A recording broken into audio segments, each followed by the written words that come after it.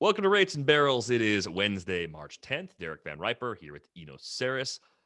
Great stuff to talk about in this episode. The Breakout series continues. We go to the Central divisions in the AL and the NL, and we've got some spring news because things are happening. Players are breaking.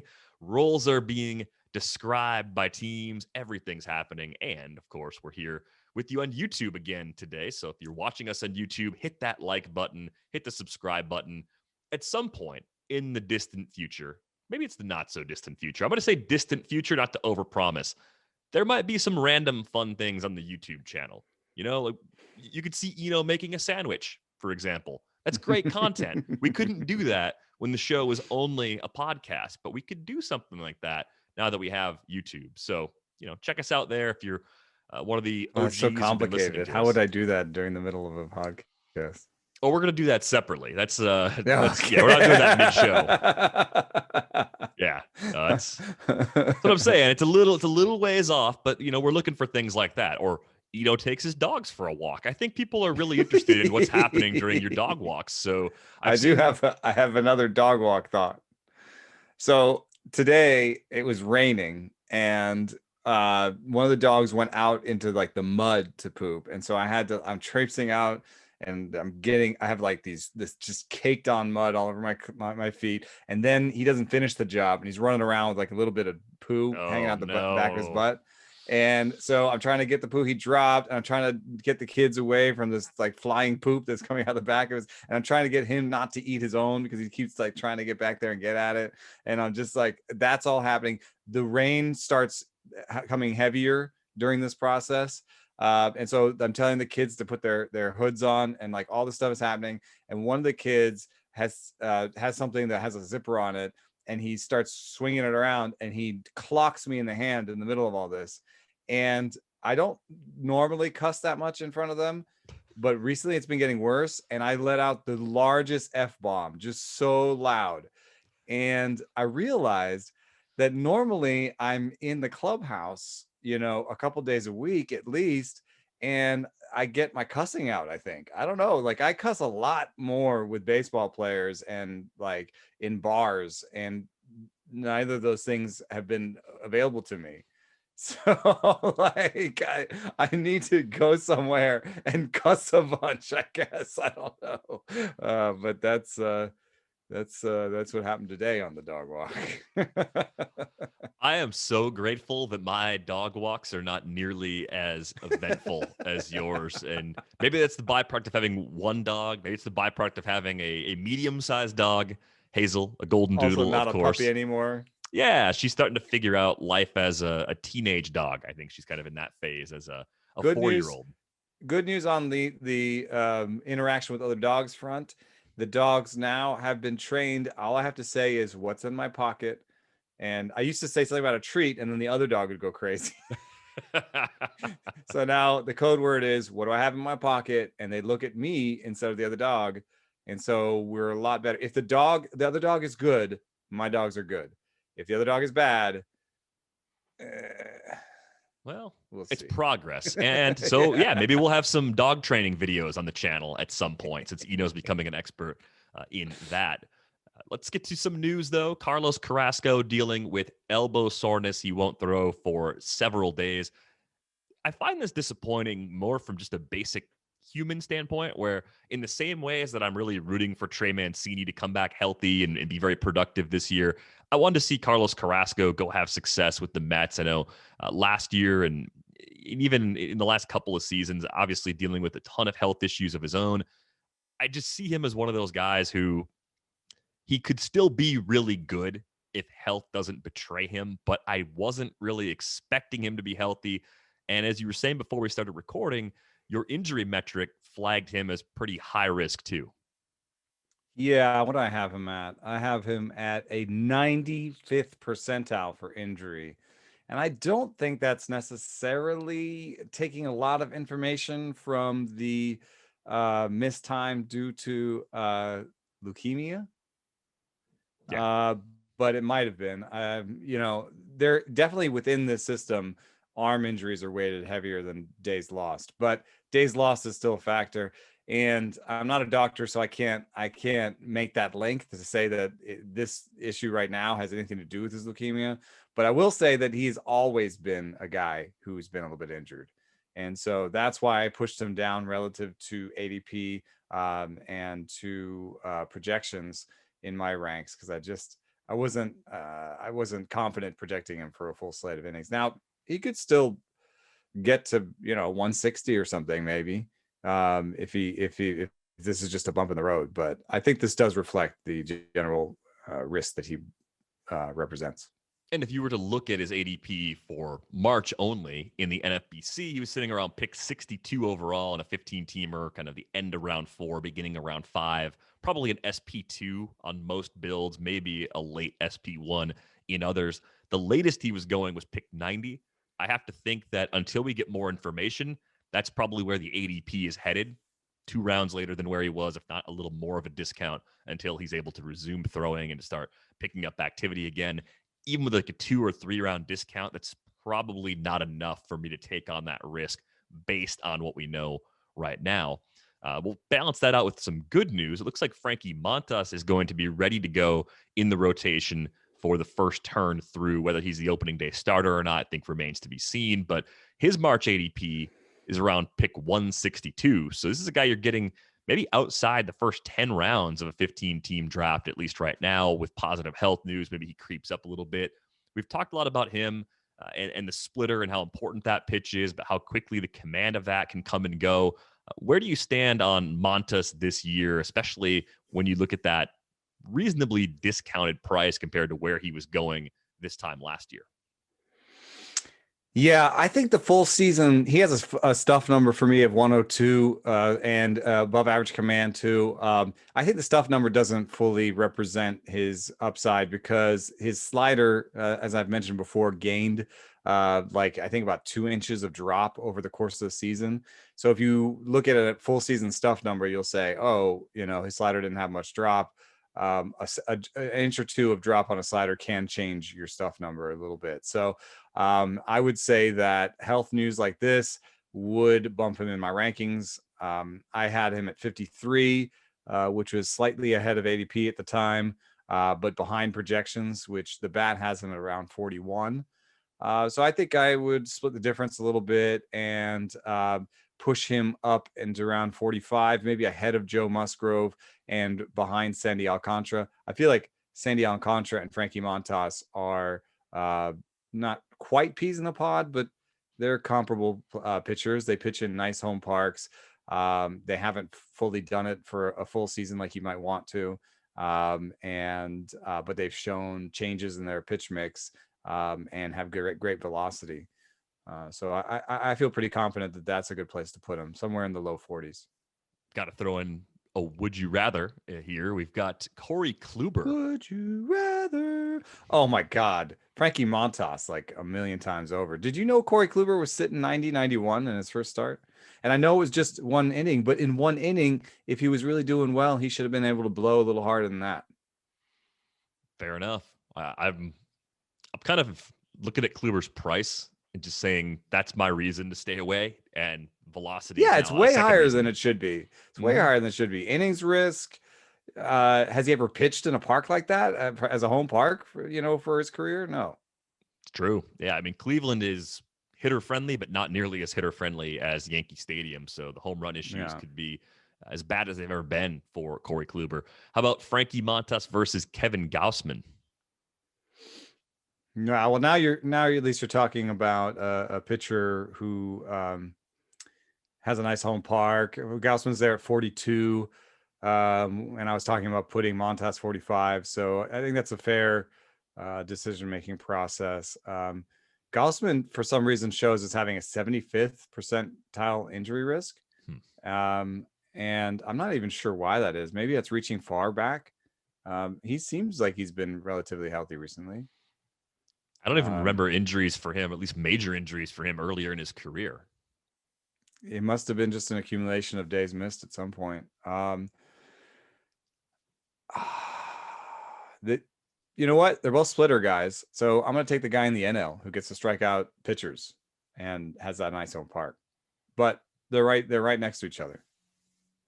Yeah, I think that's fair. We did have a couple seasons in 14 and 15 where Gausman was in the 112, 113 range with innings, but I don't know if that was because he was going up and down those years or if it was because he was hurt. Let's see if we got some minor league stats there. And we do. 14, he had 11 AAA starts that year.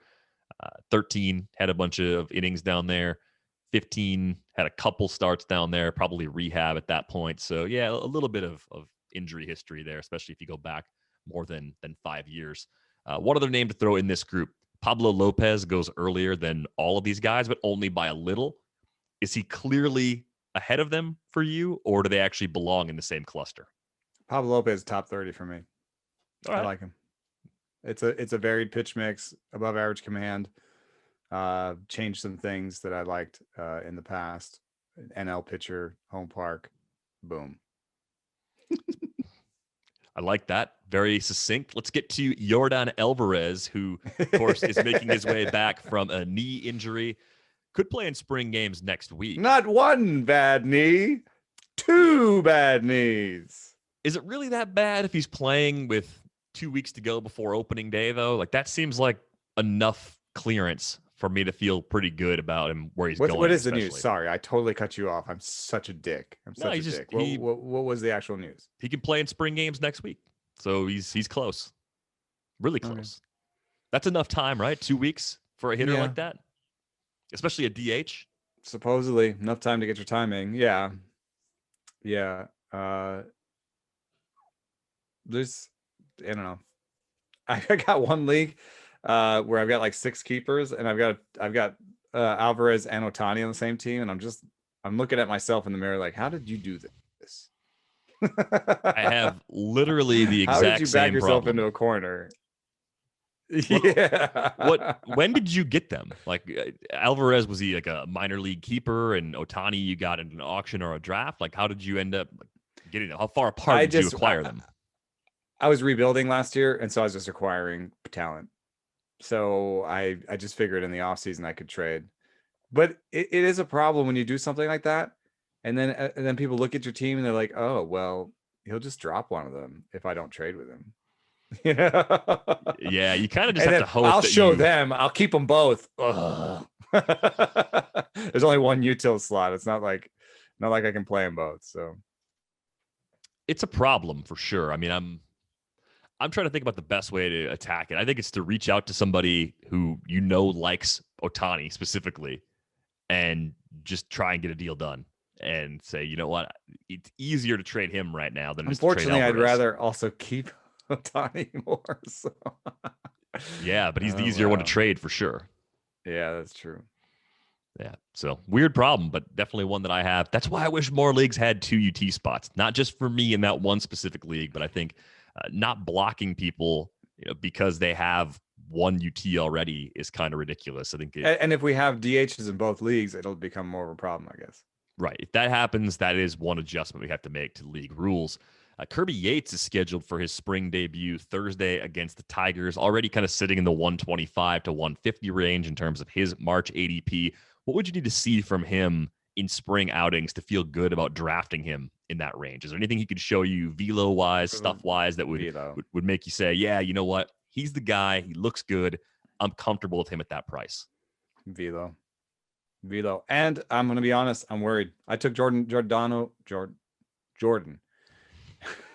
Sorry, Jordan Romano. Sorry. Jordan Romano. I took Jordan Romano in the Great Fantasy Baseball Invitational just recently because Kirby Yates said something at some point about feeling 90%. 90. 90's okay. Yeah, it's better than 70. It's not 100. Not 100, no. And so if he comes out there and it'll be funny too, because if somebody says, oh, he hit 94, I don't know if that would be actually good news. I would want to see a hit 95 because he was sitting 93 and a half, 94 and a half the last couple of years. So that's much better velocity. And I don't think he's going to, like, you think like 92 mile an hour guy with a split finger. I just don't think it's going to be a closer material. And they've got Romano, and I've heard that the plan for Merriweather is 100 innings this year. And so, I guess that doesn't sound like Merriweather is going to be the closer of the future, but if they ever did decide to make him just a reliever, he would be closer very soon, I think. And then Dolis is not bad either. So they've got options. And if Yates could just work better in the middle innings if he's sitting 92. All right, so we'll say 95, though, is kind of the magic number. If we see a 95 from Yates, that's a pretty encouraging sign because I think they can settle on one closer pretty easily in Toronto. I think they brought him in part hoping that he could be that sort of guy. We've seen him pitch as one of the elite closers when everything's working for him. So if the velocity's back, it might be a reason to bump him up just slightly in the ranks.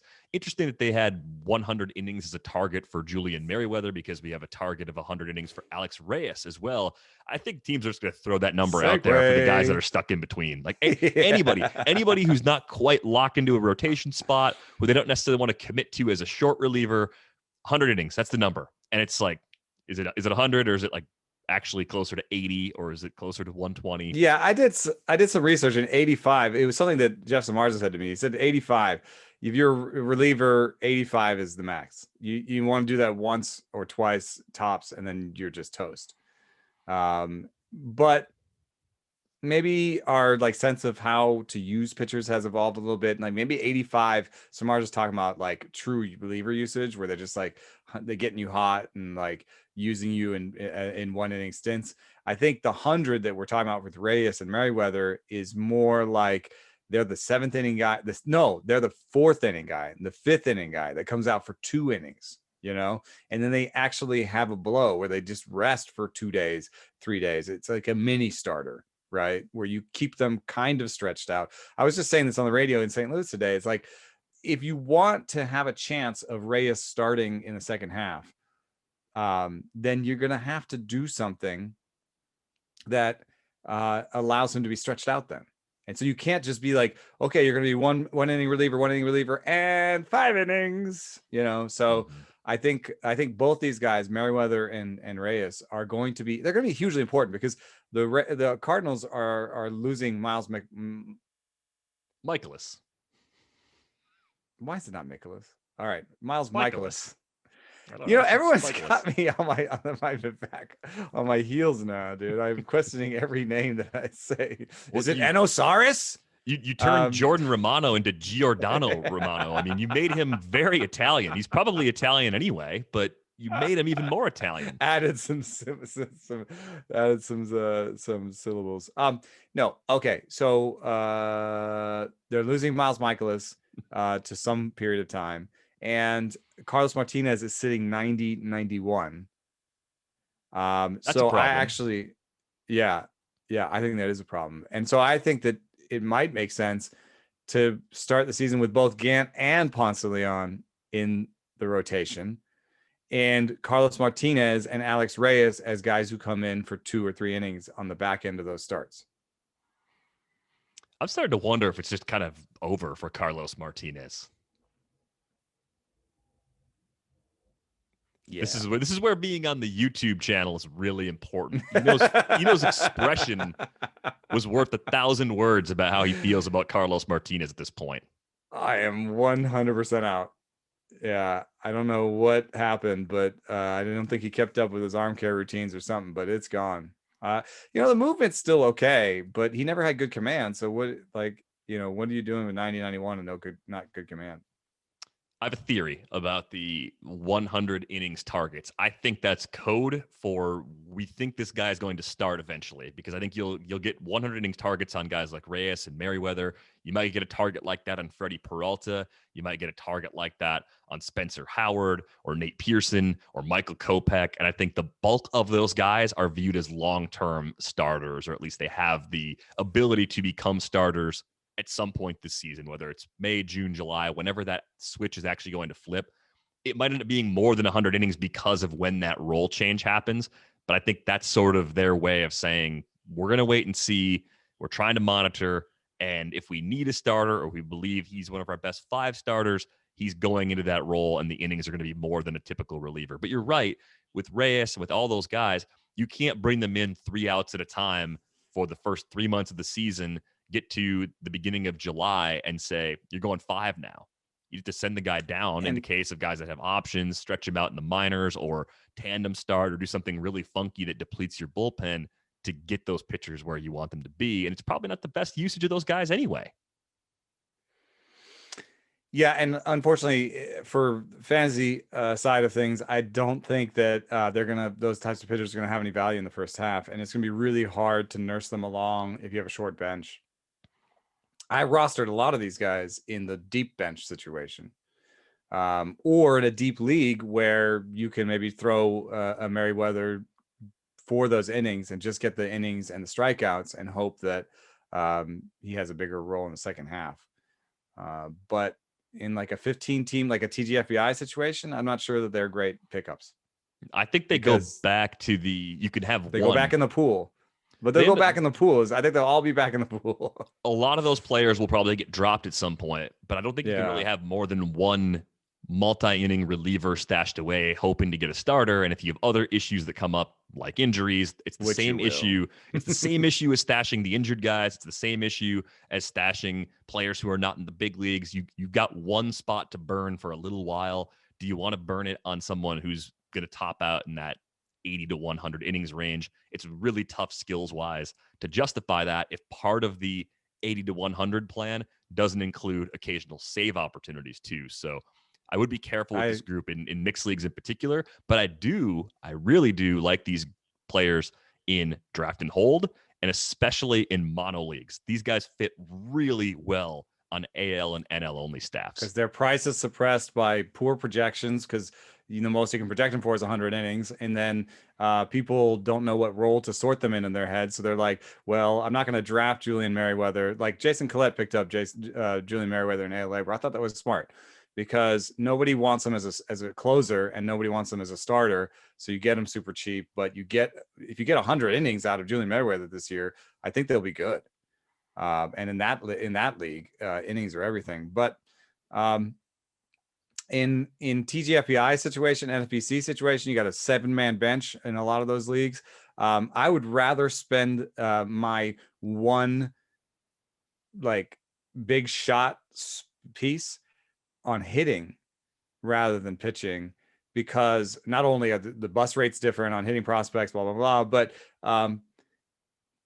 I just feel like your pitching slots on your bench are going to be fluid, right? You're going to just be like, ooh, 2-start week coming up. Ooh, this guy's injured. You got to drop him. And your whole pitching staff is just going to be moving and moving. And so if you have this one pitching guy that you're just like, Merriweather, if I just dropped him, that's a pitcher I can drop for another pitcher. You know what I mean?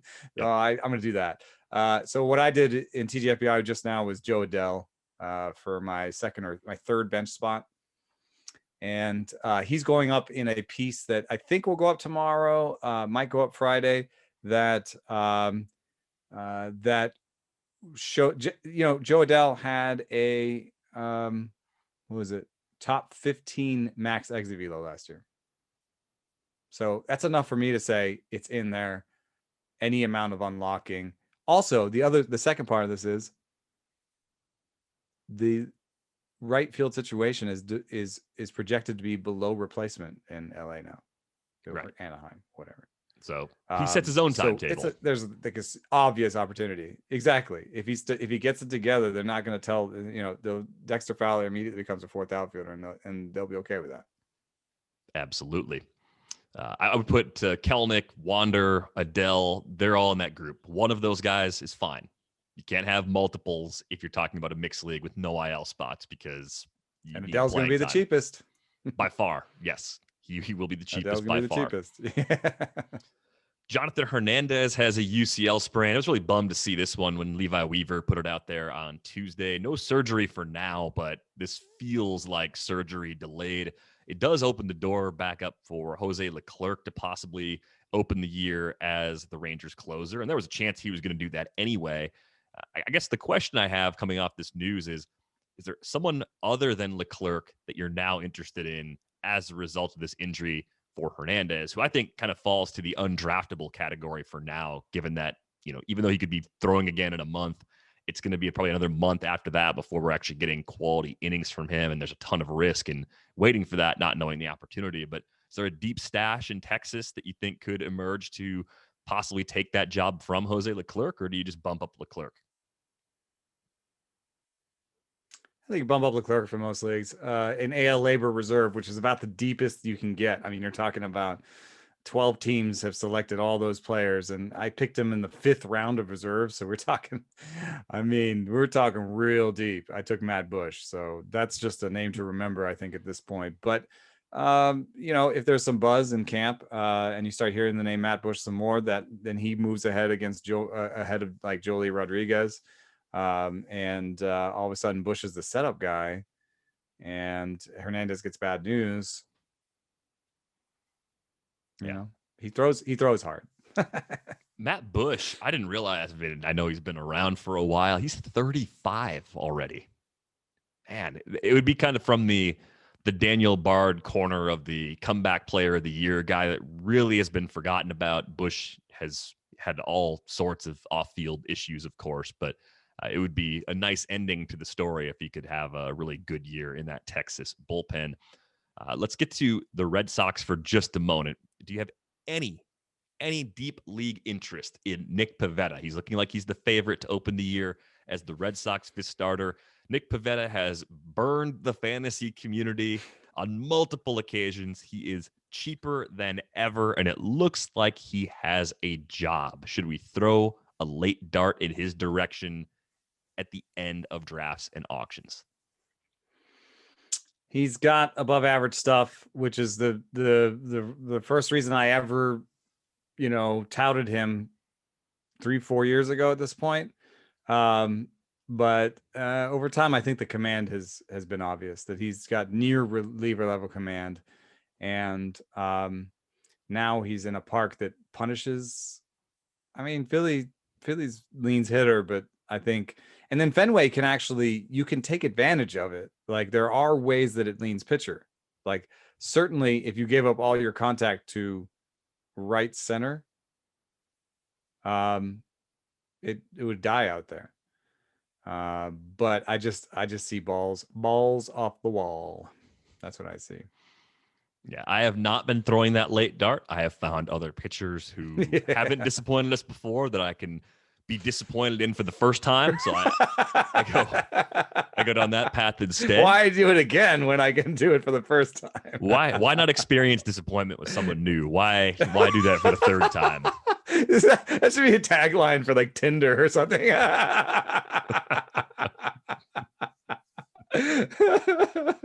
I didn't make it to the dating app phase of life. Yeah, I was married prior to that happening. And I know for people who are out there trying to meet people that way, especially right now, it is not easy. Hang in there. That's a great tagline for those apps based on all the stories I've heard from people who have been using them. Jake Seeley he's willing to share his dating life, and it's pretty hilarious.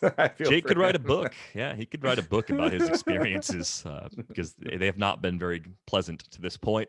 Last Red Sox thing, Xander Bogart, during an interview on WEEI in Boston, said his shoulder is, quote, pretty close to 100%, which if I translate pretty close into a number, I come up with 10 to 15, which means he's at about 85 to 90%, which is good, not great. It's somewhere near where Kirby Yates is feeling right now. We could see Bogaerts DHing in spring games over the weekend. So are things progressing in a positive direction for you with Bogaerts to the point where you are comfortable with him at his previous early round ADP, or are you still looking for a slight discount? Or are you saying, hey, he's great, but I'd rather not bring that injury risk onto my roster because the price is simply still too high? Yeah, I want that discount. I think if he stole bases, I'd feel like there was a bit of more of a soft landing, but there's a lot of his value is tied up into power. We got the ball deadening. You got a 5% drop across the league in homers likely coming. I'm not saying that he has the kind of fringe power that gets really affected most, but maybe a little bit comes from the shoulder and a little bit comes from the ball. And all of a sudden you're talking about like a 275 hitter with 20 homers. That's not what you want to pay for. So I think that's in the realm of possibilities still. And so I'd want a discount on him. So my thought on Bogaerts, it kind of fits into some ideas that Ron Chandler wrote about on The Athletic. The piece went up on Wednesday. He was saying you need to have, values and ADP kind of working side by side. And if your values are saying that someone who has a 10th round ADP is actually a first rounder, you have to figure out where that sweet spot is, where you're getting the player you want, but not overpaying. I think that still kind of applies to injuries too, because at a certain point, a guy falls enough, you say, this is actually pretty good value. I'm going to take that chance. I think the discount I'm looking for on Bogaerts, he's got an ADP so far in March of 34.5. I think I need to see him fall like to 45 or 50 overall. Around. Just because there's so many other really good players clustered in that same area. That's where I'm at. So I'm probably missing out unless that scenario unfolds. It's possible that scenario unfolds. And if it does, then okay, I'll take the chance. I don't think it's that bad, but I do think it's the kind of thing that could linger, possibly lead to an early season IL stint, cost me a little bit of time, cause me to have to go to a waiver wire option or a bench option. And then I'm losing a little bit of production in that shortstop spot from somebody I spent a third round pick on. And I don't think that's quite the way that I want to play it, given that I have plenty of alternatives. Yeah. If Donaldson's calf injury keeps him off the field, and that's a problem, there's also the type of injury where they can still be on the field, but they aren't 100%. And I think that's just so hard to gauge. Honestly, I think that's part of Carlos Correa's history. I've had interviews with him about it, and I've demonstrated it in his exit velocity before. And he's admitted that you can kind of use exit velocity to track his health. And so when I see like Carlos Correa have underwhelming seasons, I think he was dealing with something. It was that sex rib or whatever. Sex rib just sounds like a band name. It really does. Yeah. Well, we're all over the place today, but we should probably just move on. Yep, I think there's no segue there. With opening day just a few weeks away. There isn't. With opening day just a few weeks away, the NCAA tournament and the Masters right around the corner, the sports calendar is officially heating up, and that means now is the perfect time to take your sports fan couch experience to the next level by getting in on the action yourself. The Athletic has partnered with BetMGM, the king of sportsbooks, to bring you the latest odds and exclusive offers to bring you closer to the game than ever before. Subscribers of The Athletic get in-depth analysis from our newsroom, plus insight into the latest betting trends and odds from BetMGM's team of experts, getting you the context you need to nail your next pick or parlay. I like the fact there's a little bit of value right now on Bryce Harper at plus 1,700 to win the NL MVP. Right now, BetMGM is offering Rates and Barrels listeners a risk-free first bet up to $600. Just sign up at betmgm.com and use the bonus code RATES to take advantage of this special offer from the king of sportsbooks. This offer is for new customers. That's a risk-free first bet up to $600 at betmgm.com with the bonus code RATES. Visit betmgm.com for terms and conditions. Must be 21 years of age or older to wager. Colorado, Indiana, Iowa, Michigan, New Jersey, Nevada, Pennsylvania, Tennessee, Virginia, or West Virginia only. Excludes Michigan disassociated persons. Please gamble responsibly. Gambling problem? Call 1-800-522-4700 in Colorado, Nevada, and Virginia. 1-800-270-7117 for confidential help in Michigan. 1-800-GAMBLER in New Jersey, Pennsylvania, and West Virginia. And 1-800-BETS-OFF in Iowa. In Tennessee, call or text the red line at 800-889-9789. If you or someone you know has a gambling problem and wants help, call 1-800-9-WITH-IT in Indiana. Promotional offer not available in Nevada. Did it. Let's get to our central divisions, breakouts, and sleepers. And yes, we know sleepers might not really exist anymore, but we're going to try. We're going to try and talk about some players that no one else is talking about or writing about, or at least they're not talking and writing about them very often. Unfortunately, for the Chicago White Sox, I don't have a player like that. I have Andrew Vaughn on the rundown because, and I'll admit this, he's probably the most captain obvious call of this entire episode for the players we're talking about in this section. But Andrew Vaughn is a bat-first rookie who's got a spot to call his own in a good lineup in the American League. The threshold for him to keep that spot all season is pretty high. If he falls on his face, they could trade for a corner outfielder who's not a good defender and just make that guy a DH, or bring in another first base type and make that guy a DH. But Vaughn should hit. I have a lot of reason to believe that Andrew Vaughn absolutely will hit. And unlike the other prospects that we talked about earlier, the Wander, Kelnick, Adele group, Andrew Vaughn has playing time right away. So you're not waiting for him to get that opportunity. So you could have him on a roster with someone else you're stashing and still have that possibility of getting someone who really exceeds expectations, especially at what's a pretty reasonable price. I mean, if you look at where Vaughn is going in drafts right now, it's outside the top 200 overall more often than not, right? So you get past that point in any draft, it's kind of a what could go right situation. And at 221 overall, I think you compare him to like Hunter Dozier and Ryan McMahon. It's kind of like the I'd rather see what's behind door number 2 situation than go with those more known quantities, even though I think Dozier and McMahon are fine roster fillers at that price. Vaughn could be more than that. Vaughn could be maybe this year's Alec Boehm. And if you look at where Boehm's going right now, that's a pretty nice profit at the current cost. Yeah, I've been watching his spring ABs, and I saw him at Cal. His father broke my bat in BP for that fun piece that I did where I raced Albert Pujols in the in stickman form. I've just been really impressed. I think he takes really good ABs, and I don't think he's an all or nothing hitter that will have a huge strikeout rate. The one question I do have is if he's going to be like a 35 homer hitter. I think he might actually be more of a guy who has a decent batting average and 25 homers or south of 30 kind of deal. But what I have seen in spring that I like is laying off of a lot of blown away breaking balls. That's got to be step one, man. I mean, he's a right-hander. He's going to see a ton of right-handers. If he can lay off that breaking ball away, then he's going to set himself up for a lot of success. So I like that. I also wanted to point out, we got some bad news today on Joey Votto. He's got COVID, and he's going to be out for a little bit. And hopefully he doesn't have it as bad as some of the other older players I've talked to where they weren't able to get 100% cardio for a month. Long story short, what I what I like is the old young pairing at first base. So Rowdy Tellez and Andrew Vaughn represent the young for me, and Brandon Belt, and before Joey Votto, but Cron's price is getting up there, but maybe Hosmer. There are old first basemen that are super cheap, and I've noticed that people are pushing corner infielders and first basemen higher than their projections in a lot of drafts. And I get it because they have nice numbers, and people get excited and they say, oh, I need to get one of these top ones. But you can do an old young pairing where you end up with Vaughn and Belt, or Vaughn and Cron, and you might end up getting 90% of what they got for way, way cheaper.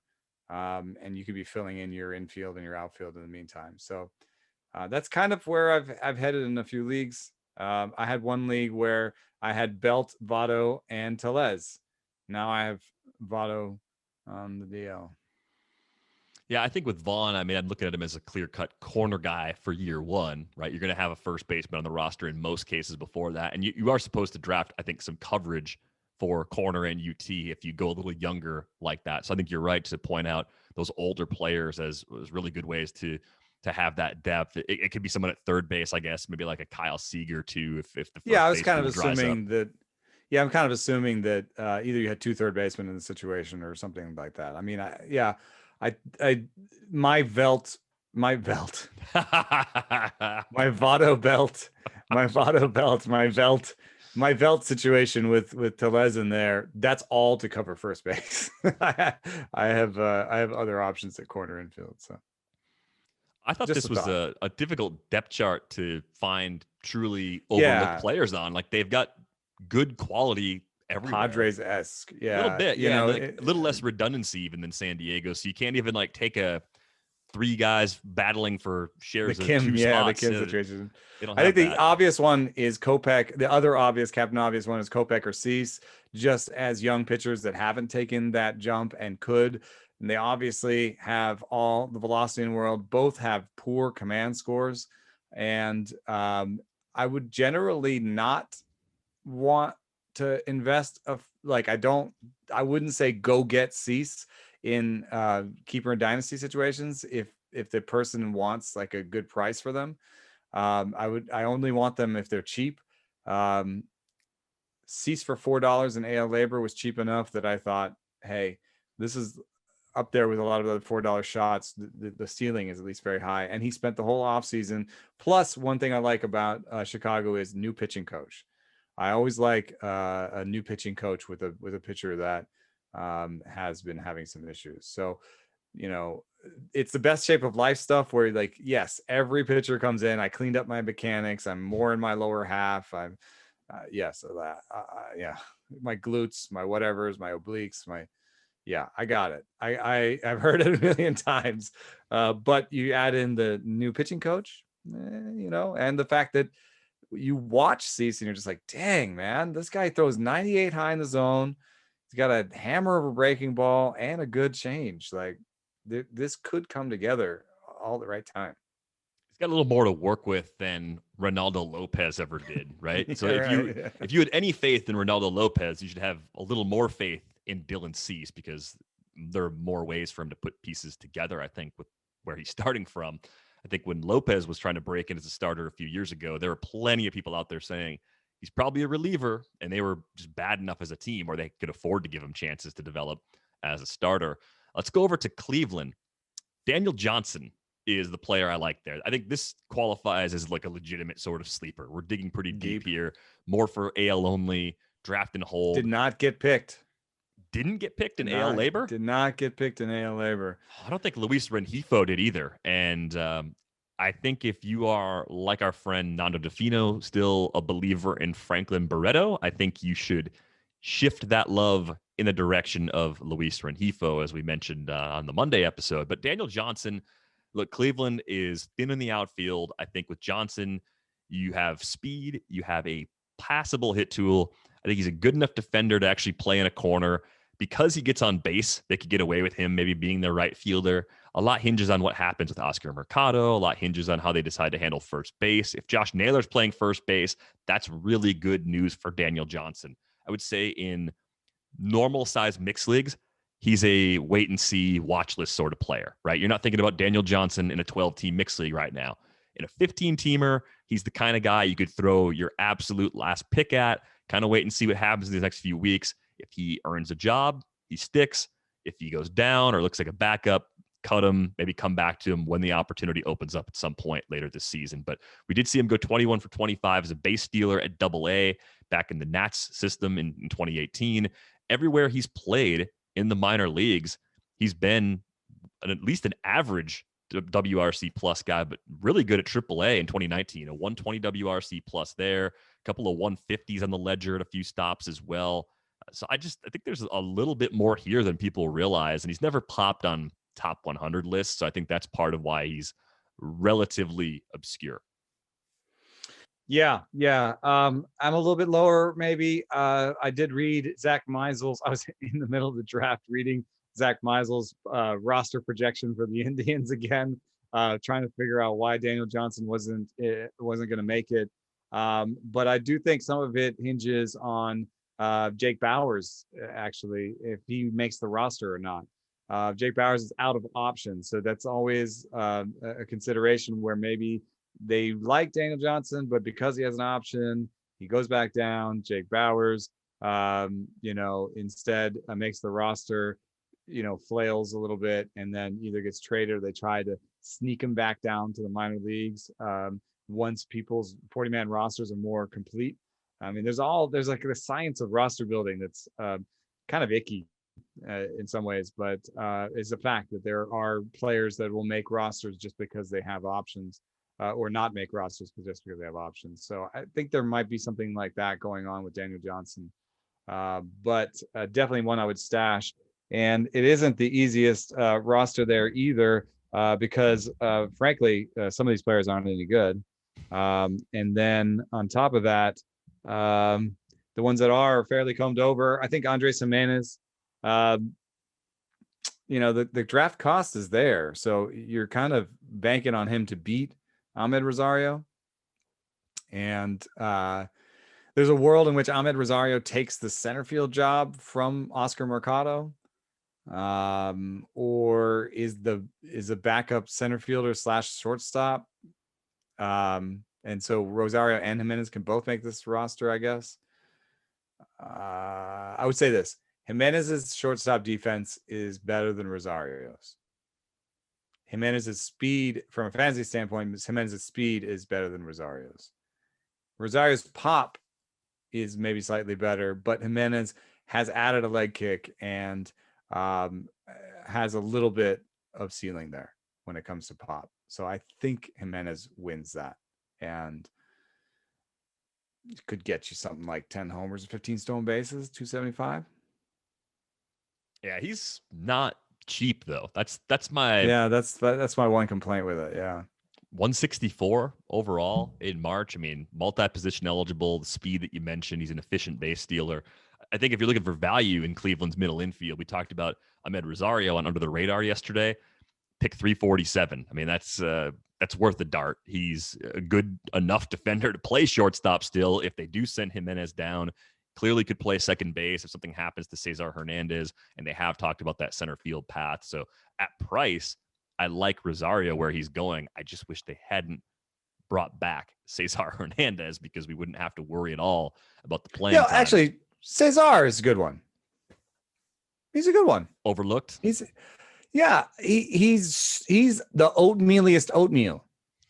I mean, dude is a metronome. I mean, listen to his batting averages: 272, 294, 294, 253, 279, 283. One bad year, and the year that he hit 253, he had 15 homers and 19 stolen bases. So, I mean, I think it's likely that he hits 279-ish with like 12 homers and 8 stolen bases next year. 6 stolen bases. Yeah, it's pretty boring. It's pretty boring. It's deep leagues again, though. It's 15 team leagues and deeper, and draft and hold where you just need playing time. AL only where you just need playing time. It's not enough of a ceiling where you could see him really being shallow mixed league relevant. So it's all about the league context, I think, in that case, too. I want to see what Josh Naylor does over a full season, too, by the way. I hope he plays first base. I hope they just send Jake Bauers to a team that's not trying to contend, and then Bauers can maybe get some playing time there. I don't think Bauers is a regular in the big leagues. I think he's just more of a bench piece, but, we'll see if he sticks in Cleveland or not, because you're right. They're going to probably try and sneak him through at some point when rosters are full around the league. Let's go to the Tigers. We had Cody Stavenhagen on Fantasy Baseball in 15 on Wednesday morning. Plenty of fun players to talk about there, of course. Casey Mize, Tarek Skubal, Matt Manning, Isaac Paredes, I think is pretty interesting. He brought up Jose Cisnero for saves, right? Because our friend Joe Jimenez probably isn't the closer. He's at least in the competition, but he's failed enough times where I think it's time to say that ship has probably sailed. Cisnero, though, 5 years ago was in Houston and wasn't very good. Now he's throwing 96 plus. It's fastball, slider, occasional changeup. Fixed the walk rate problem a little bit in the shortened season. I mean, this is the kind of guy that comes out of nowhere and does rack up 20 saves for a non-contending team if he gets the job. And I think the thing that stuck with me that Cody said was AJ Hinch is looking for one closer to give that spot to. He doesn't want to go as flexible committee-wise. So it's a name that I had not even thought about until Cody brought him up, and we're all scrambling for cheap saves. So Jose Cisnero, welcome to the bottom of the reliever rankings. Thank you. I like that one. So I'm going to store that one in my back pocket. I like it. There's pop-up guys all the time, and they don't all have to be as bad as Cole Sulser. But, I think that this is a really fun team, and there are some ways to win at fantasy with this team. Willie Castro was the name that I put down. Did you also put that down? No, I loved him a year ago. I still like him now. He was the kind of guy that I liked around this time last season, just because I saw so many ways for him to find time, and he took that opportunity and played really well with it last season. Yeah, he leads. He's the shortstop sleeper for me in my sleeper breakout piece that's coming out Thursday or Friday. And a little tidbit from there. He's already hit a ball this spring harder than he did all last year. Only 3 players have been tracked with more 100-mile-per-hour batted balls this spring. And I think that power is the last bit. I think without that extra power, he's going to hit 270 with 20 homers and 10 steals. And that's fine. That's actually playable in most leagues. But there is the chance that he's unlocking power. He showed a little bit of that last year. He showed some of us that spring. And if he's more 275 with 25 homers and 10 steals, that's getting him over the hump and making him kind of starting MI in almost any league, I think. Yeah, I still think there is possibly one more level there, and they actually have competition for position player spots. When you look at roster resource, you see a bunch of guys like Nico Goodrum and Harold Castro, guys that are projected for sub 300 OBPs. Those guys are on the way out. Like, there could be a parade of DFAs this season from the Tigers, and they might be the kind of team that can find some possible bench upgrades from guys like Jake Bauers. But they've got Isaac Paredes, Willie Castro, Jeimer Candelario obviously had a nice kind of consolidation year last year. They've got Mazzara and Renato Nunez as two sort of former prospects that bring a lot of power, vying for spots. Like, they are deep league, slowly getting better. Yeah, yeah, because they may have fewer platoons than a lot of teams. They may actually find certain players that they just want to lock into that lineup every day, and that might make them a lot more valuable than some platoon guys on better teams who are being drafted ahead of them. Yeah, there's definitely something. One caveat for hitters is that the park plays weird and robs some right center power. And so I think it plays weird a little bit for righty oppo guys and lefty pull guys to some extent. But you've also had people with great power seasons there. So it's not impossible. Watch Matt Boyd today, perennial sleeper. Speaking of being burnt repeatedly. Yeah, hey, threw a bunch of changeups. If you want to go down the Nick Pivetta trail again, Matthew Boyd's your guy. He's been burned twice. Get that third burn in. Yeah. Get the third burn in. But he's also had a pitch mix change where he's throwing the changeup more often. He also has great K- BB. So that's supposedly a powerful stat. And if the ball's like giving up fewer homers this year, he might be one of the people that benefits from it the most. I mean, he would be, because I think, somebody's asking me for strategy for the new ball and pitchers. And I think that nailing down a pitcher's true talent home run rate is way, way hard and takes a lot of sample. And so I would say that you'd say pitchers across the board are more likely to just all lose 5% off of their home run rate. Whereas hitters, it'll be grouped where the lesser power hitters lose more and the bigger power hitters lose less. Because if you're Giancarlo Stanton and you hit the ball 500 feet, take 5% off of that, it's still a moonshot. So on the pitcher side, though, I could see and if you take 5% off everybody's home run rate, that means the guys who give up the most home runs are the guys who are going to benefit the most. So you heard it here, Matt Boyd. But among the young guys, I think we like Skubal best, but I think Turnbull still represents an upside play there with all his pitches. The seam shifted wake stuff that we've been figuring out about in this offseason. Mize still has great stuff and I think could put it together. So there's a lot of opportunity here for fantasy. And I like teams like this. This is where I go shopping a lot of times. Yeah, definitely take some shots in Detroit. You can kind of pick any part of the depth chart and find someone who's somewhat interesting at their deflated prices right now. And they're all, the young pitchers especially, think about how much more highly valued they could be as a group this time next year. They could all have a case for top 100 overall status. Like, that's within their range of outcomes. So it's kind of fun to have a few shots at those guys as late as we can get them. Let's talk about the Royals for a minute. Michael Fulmer closing. Maybe that's the way it all plays out. Yeah. Let's talk about the Royals for a minute, though. Andrew Benintendi is my pick here. It's a little more in that Captain Obvious Andrew Vaughn folder, but he's not bad. His 2020 barely happened because of injuries. And in 2019, I think you could look at Benintendi and say maybe he was trying to tweak too much. Like, if he just stuck with what was working for him in 2017 and 2018, 15 to 20 homers with 20 steals and a good batting average, plays everywhere. So I'm in on Andrew Benintendi. I think he bounces back. I think being in Kansas City versus those Boston lineups a few years ago probably bring down the counting stats a little bit. but that Royals offense is better than we're accustomed to. So it's not nearly as much of a downgrade as it would have been 2 or 3 years ago had this happened. So I'm here for the Benintendi bounce back, Yep. I think 280, 1510 is within reach. That's playable in most leagues, especially at least 5 outfielders in the 12 teamer, I think, and deeper. So that's most leagues. I'm fading Mondesi, but I don't think he'll necessarily lose his job.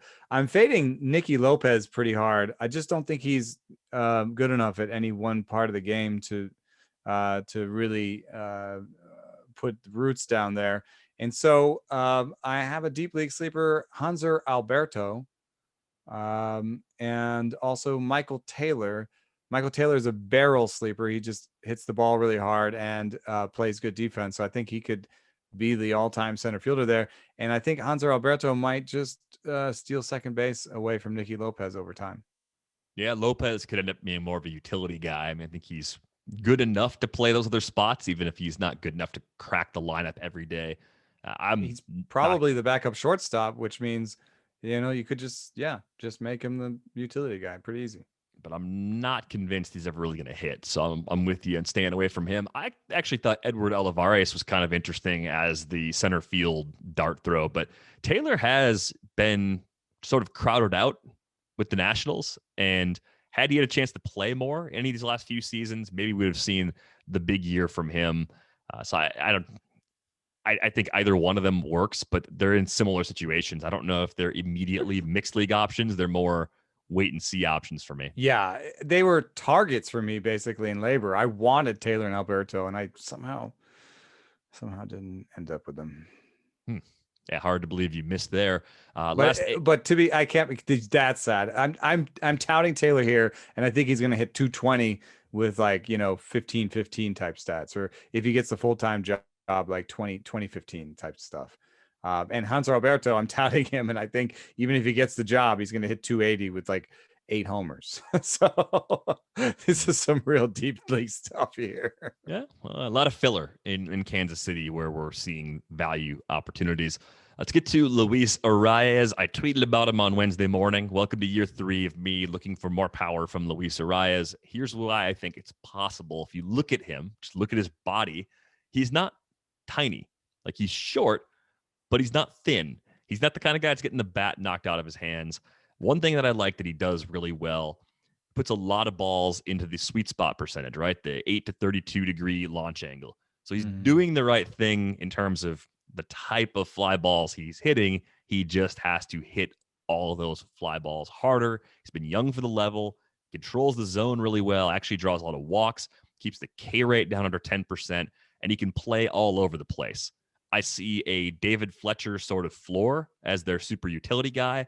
If Jorge Polanco struggles, or if Josh Donaldson's calf has a problem and knocks him out for a stretch, or some other injury takes him out, we're talking about a guy in Luis Arraez who goes from 3 to 4 starts per week to maybe playing every day and possibly having a spot atop the lineup for Minnesota because of his high OBP, which drives runs. So you get average, you get runs, and you may actually get a little bit more power than we've seen to this point in his professional career. I think he's hit 10 home runs everywhere combined as a pro. I still think he can hit a dozen in a big league season as he continues to get stronger. Yeah, I think in shallower leagues, he's an ideal bench thing. I have him in my 12-team dynasty as my bench. It's a head-to-head, so I have him as my bench average piece, where I can play him anywhere and try to keep my average afloat in a head-to-head competition. I think in TGFBI or whatever, NFBC, I think he's a great guy to have on your bench just to cover a position for a while. I don't think I'd want him in my starting lineup in almost any situation other than maybe AL only, because I'm not so sure about the home runs and just batting average alone without the role, right? If he was going to be the starting second baseman, then I could say, okay, that's fine. I'll do it for the batting average, but without the role, I'd rather have him on my bench. But I think that's a decent pick, and it's a decent pick on a team that isn't easy to sort of spot a sleeper on. This is an established team with established guys in all the roles. I had circled Matt Shoemaker and Ryan Jeffers as names that I thought couldn't be meaningful, but those are deep league shots in the dark as well. Shoemaker, just hoping on him being healthy and the velo holding from last year. And then Jeffers had a great barrel rate last year. And if Garver doesn't, get it back, Jeffers could steal more of the 60 instead of the 40 in that catcher timeshare. Yeah, I do like Ryan Jeffers, at least as a part-time player, but does have that path to take over the everyday job. 1A, 1B is very real behind the plate for the Twins with both Garver and Jeffers on that roster. Not everyone has a deep ass roster. Let me throw one. Barrios, man. Barrios is perennially underrated. If you get Barrios as your SP3, which is possible this year, according to some ADPs, I would love that. He's kind of an oatmeal-y starter, but I think even these oatmeal guys pop and have great years sometimes. Wow. So Barrios is a name for any league. He's my favorite kind of oatmeal. Someone sent us, is it baked steel oats? There's some kind of, better oatmeal. Yeah, I forget what it is. I got to look it up again because it's oatmeal. I already forgot about it. It looked better than like a Quaker Oats instant microwave. But you can't actually us on oatmeal because yes, we admit there are much better breakfasts. That's the whole point of oatmeal. Yes, that is. Stressed out and can't relax? Take an Eagle Moon Hemp CBD gummy to unwind. Use the code ATHLETIC for 30% off CBD site-wide at eaglemoonhemp.com/shop. They already have the best prices online and in stores. Trust me, you don't want to miss out on these discounts. It's 30% off site-wide at eaglemoonhemp.com/shop. All Eagle Moon Hemp products are vegan, low sugar, use organic practices, and are made from award-winning crop. And just in case you didn't know, CBD is not marijuana. It doesn't get you high. CBD may help to relieve pain, nausea, seizures, anxiety, and depression. Get 30% off all CBD products site-wide at eaglemoonhemp.com with the promo code ATHLETIC. Their products are pure, proven, lab-tested, and superior to other CBD on the market. And the best part is they're way less in price. Throw in the discount code, and you're basically getting a product for free. That's eaglemoonhemp.com with the promo code ATHLETIC. Try them out while winning free products. Just go to their Facebook page and leave a review or follow them on Instagram. A winner is chosen each week and sent a free product. Check them out. Let us know how you like them at eaglemoonhemp.com, promo code ATHLETIC. This episode of Rates and Barrels is sponsored by Blue Chew. Blue Chew is making waves and bringing confidence to the bedroom. Blue Chew is a unique online service that delivers the same active ingredients as Viagra and Cialis, but in chewable form and at a fraction of the cost. Blue Chew's tablets combat all forms of ED and can help men gain extra confidence for when it's time to perform. Blue Chew is an online prescription service, so no visits to the doctor's office, no awkward conversations, and no waiting in line at the pharmacy, and it ships to your door in a discreet package. The process is simple. Sign up at bluechew.com, consult with one of their licensed medical providers, and once you're approved, you'll receive a prescription within days. The best part, it's all done online. So if you could benefit from extra confidence when it's time to perform, visit bluechew.com for more details and important safety information. And we've got a special deal for our listeners. Try Blue Chew free when you use our promo code RATES at checkout. Just pay $5 shipping. It's bluechew.com with the promo code RATES to receive your first month free. We thank Blue Chew for sponsoring this podcast. Let's get just to be clear, I was not laughing at the copy. I was laughing because I'm a 10-year-old in my head, and a guy named Dingler grounded out for the Tigers. So. Dylan Dingler, the catching prospect from Ohio State. So. Hippo Vaughan came up when I was searching for Andrew Vaughn earlier, by the way, and I wondered if Hippo Vaughan had as much of an interesting backstory as Oyster Burns. And high bar to clear based on his Wikipedia page. Stabbing a teammate. Yeah, Hippo Vaughan never stabbed any of his teammates, so a better teammate than Oyster Burns. And actually some pretty good WARs back in the day, a career 41.4. A WAR pitcher. So, I mean, there you go. We're talking about a guy that pitched from 1908 to 1921. The game was a little different back then, and oatmeal was a big deal during that era from what I'm told. Yeah, nobody struck anybody out, right? No, but that was the first time that someone had put raisins in oatmeal. So people were freaking out at the time.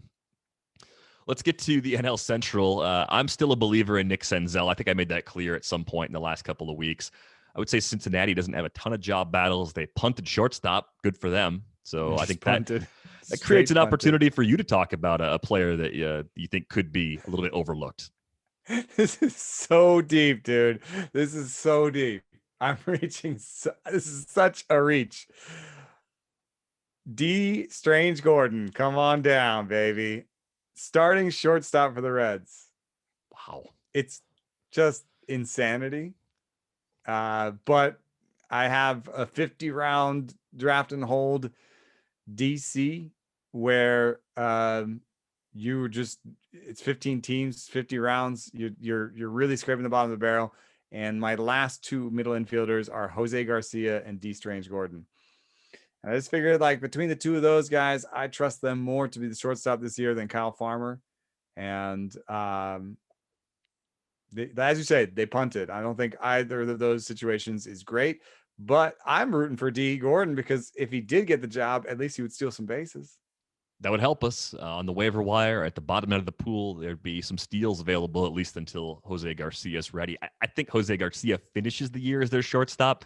Whether that happens May 1st, June 1st, July 1st, when that happens is more of an open question that I don't feel like I have a great read on at this point. But compared to Nick Senzel, who I think is literally draftable in maybe every type of league. We just described the entire breadth of fantasy baseball right there. Yep. How about Mr. TJ? Of course. TJ Antone gonna be their hater this year. Right. So he fits into the 100 innings pitcher group maybe from before. Chance he's going to start some, chance he's going to relieve some. Maybe it's a multi-inning relief role. Closer situation's unsettled. I think it's Amir Garrett, but if it's not Amir Garrett, TJ Antone could do it. Sims has been hurt though. Yeah, and Sims. It's true. We have to see some Sims pitching. They strike me as a team that will go more committee.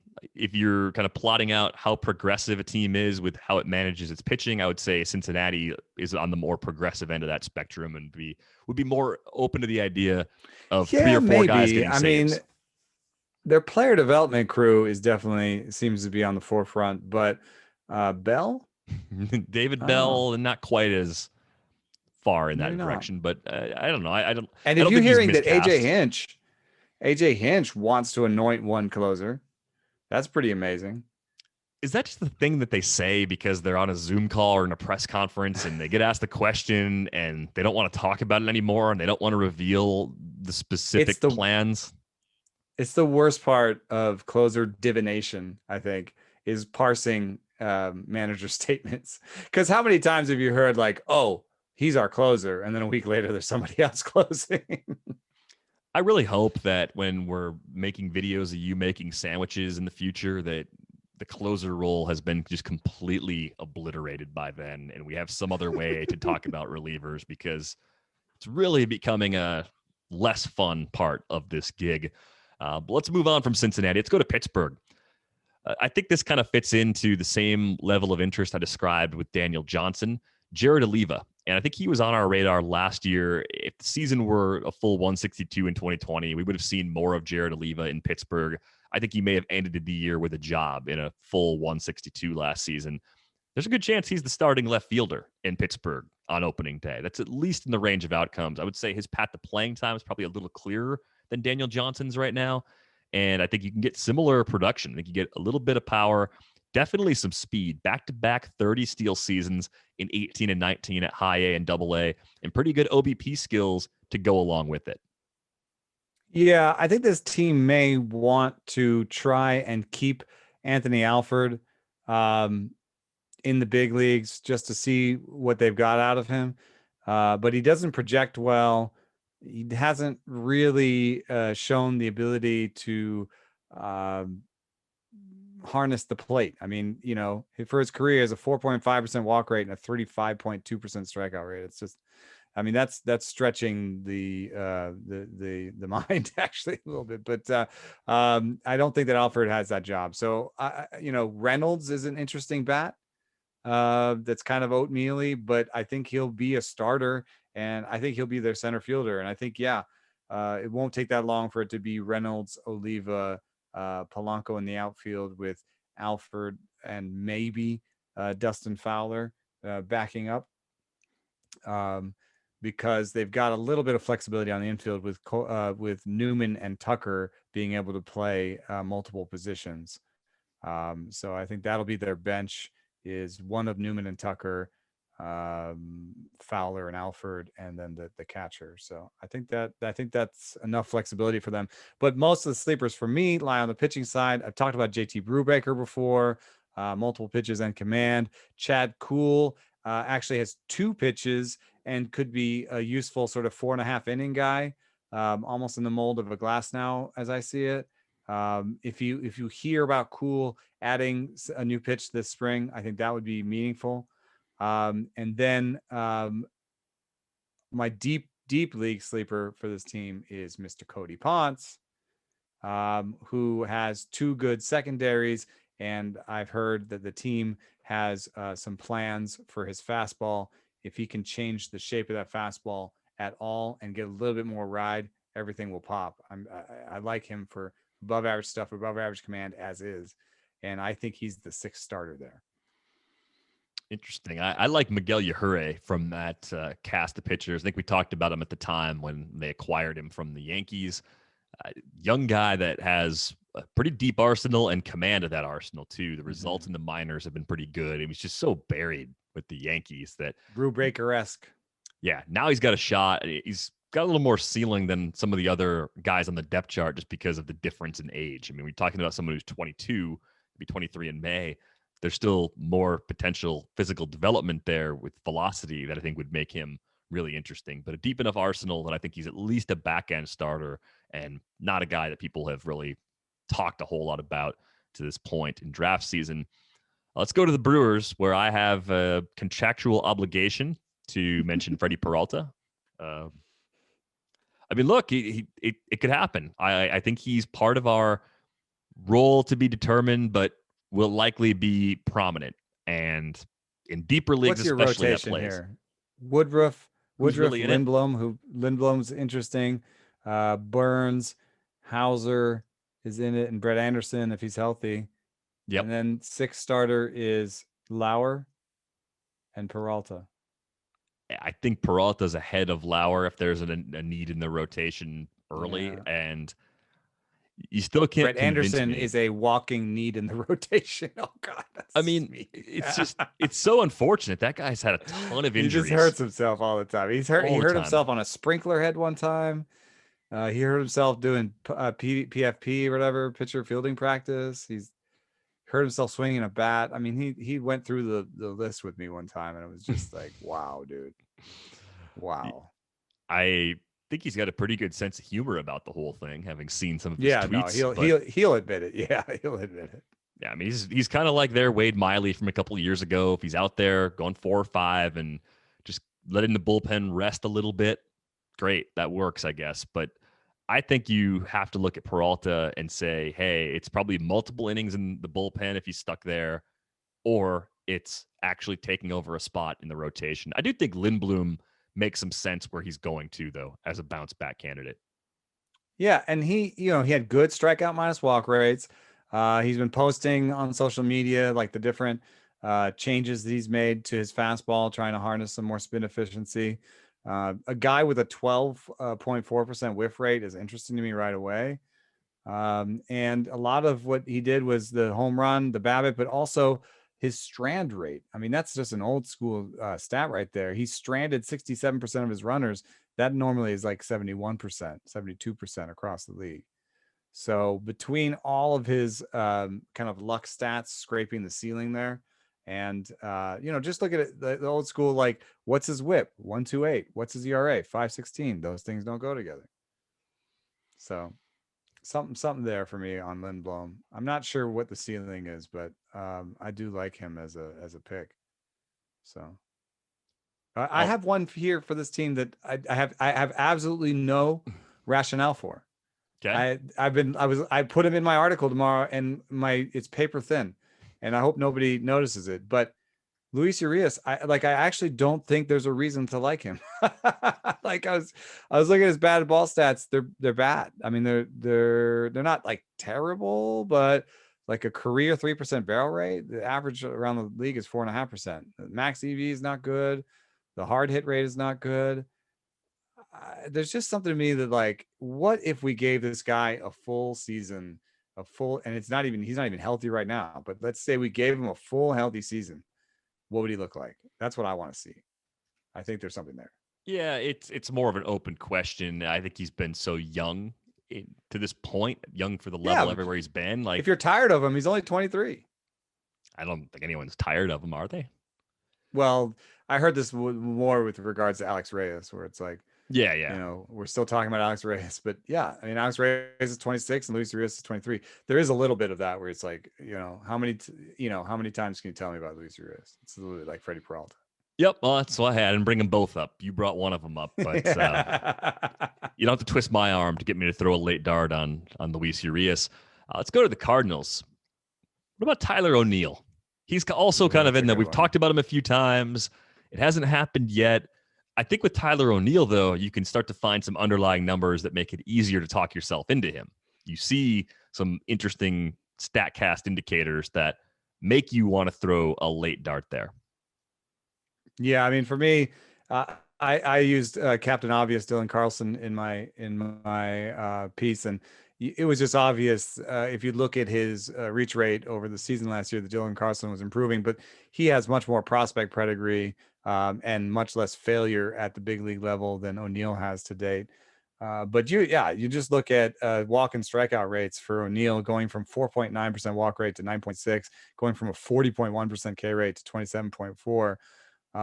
You know, he lost some power along the way. So there is a fair choice maybe happening there where he's like, are you going to strike out a bunch or are you going to hit for power? Are you going to strike? Are you going to not strike out a bunch or are you going to hit for power? But if he puts it all together, tantalizing. He's one of the best athletes in baseball. Him and Sam Hilliard to me are peas in a pod. Where just tremendous athletes. Sam Hilliard is a top 10 sprint speed, and I think O'Neill's is not as impressive, but it's up there. So you got these guys who can run real fast, hit the ball a mile, and have terrible plate skills.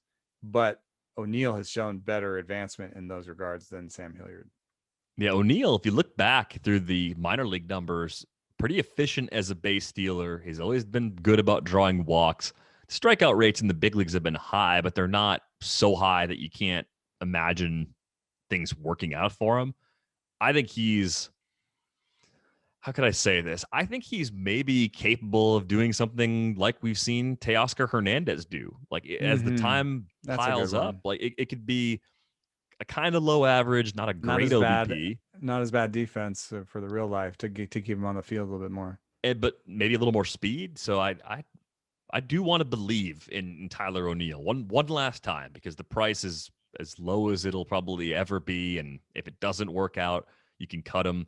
But you think about how the playing time is going to work in that outfield. He might be the everyday left fielder, right? I mean, it could be an O'Neill, Bader, Carlson outfield without a lot of pressure. I think the one guy that maybe eats into outfield playing time who doesn't play out there is Matt Carpenter. If Matt Carpenter's hitting enough to get on the field somewhere. Edman out there. But then, like, is Carpenter actually going to play second base at this stage of his career, or is he just a true bench player?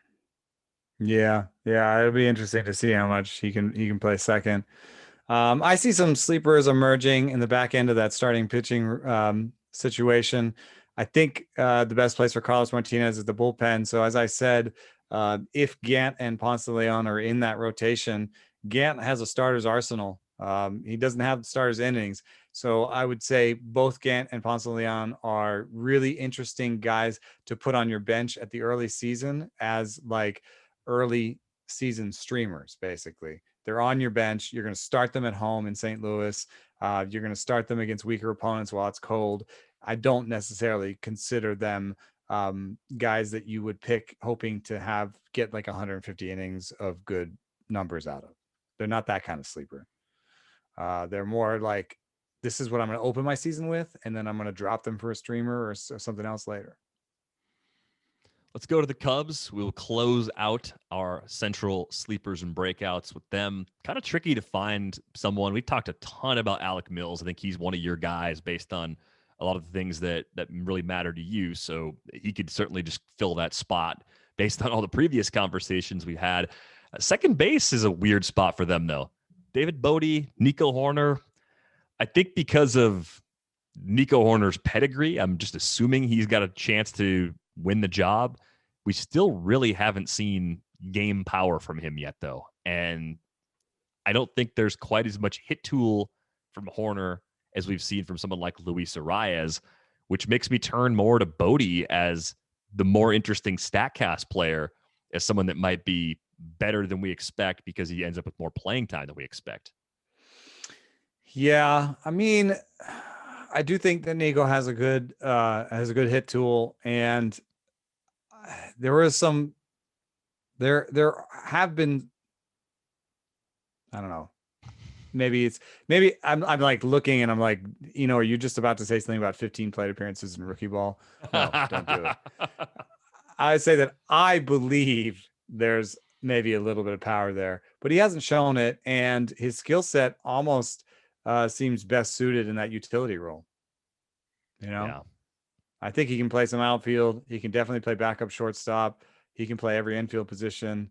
Also, he's a righty and Bodie's a righty, so there's not going to be a natural platoon situation. And Bodie is a StatCast guy. I mean, he is like when I noticed him coming up to the big leagues, I asked somebody with the Cubs, how do you spot him? They're like, EV. Look at his max EVs: 114, 113, 111, even last year. Barrel rates 10% and over in 2 of his 3 years. Hard hit rates, like. I think they might end up betting on him and just using Nico where they can use him.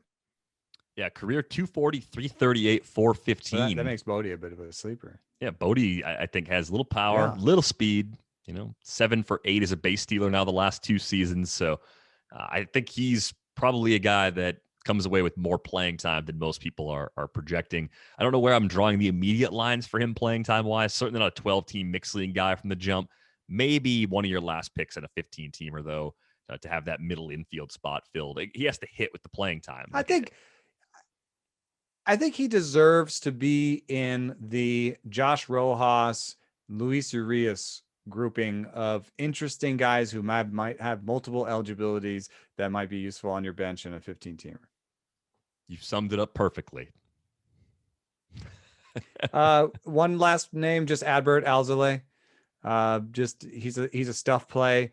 If Trevor Williams can't get it together, or if Alzolay just outpitches them, there's a possibility they break camp with Alzolay as the 5th starter. So I don't know that I would push that past 50% and make it claim that it's a likelihood.